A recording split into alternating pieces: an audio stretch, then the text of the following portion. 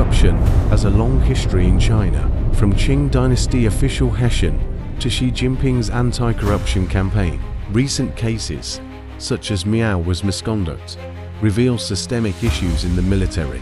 Culturally, Guangxi and saving face encourage corruption, while centralized power and lack of transparency exacerbate it. Xi's campaign has shown results, but is also seen as a political purge. Judicial independence and institutional transparency are essential to eradicate corruption, but these reforms face significant challenges. Welcome to Black Bloc Hong Kongers, your go-to channel for in-depth discussions on international politics and global crises. Stay tuned as we uncover the truths behind the headlines. Like, share, and subscribe to join our community of critical thinkers.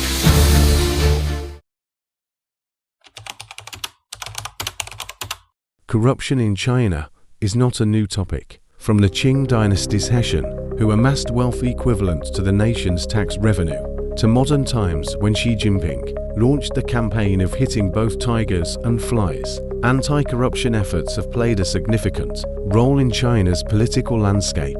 According to the Wall Street Journal on December 1, 2024, Miao Hua, head of the Central Military Commission's Political Work Department, has been suspended for misconduct. This marks the seventh high-profile military corruption case since Xi Jinping took office.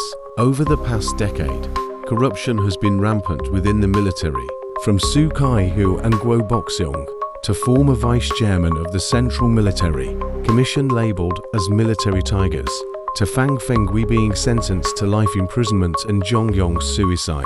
And more recently, the scandals involving former defense ministers Li Shangfu and Wei Feng.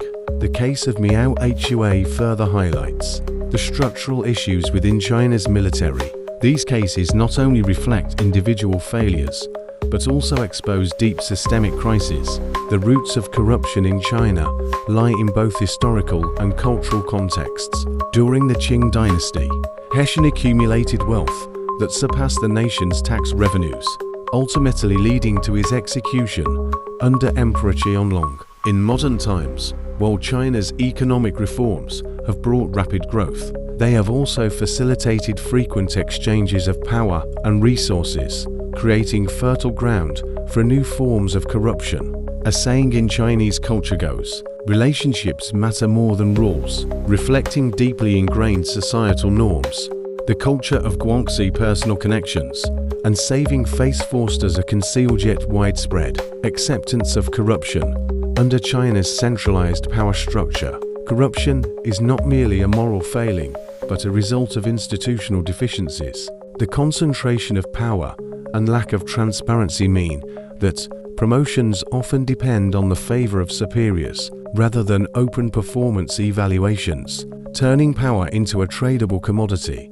Additionally, many local officials resort to bribery and misuse public resources to meet GDP growth targets, sacrificing long-term institutional development for short-term achievements.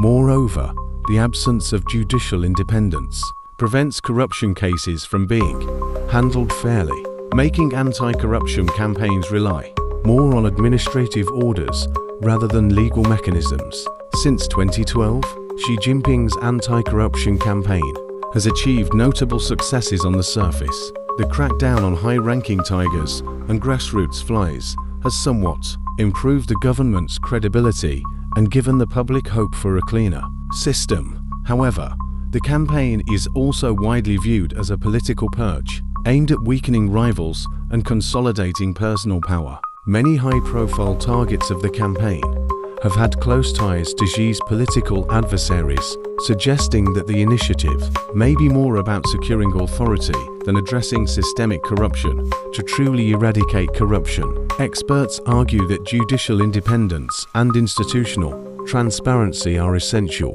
Anti-corruption efforts should not rely on individual will, but on fair systems and transparent mechanisms to curb the exchange of power for personal gain.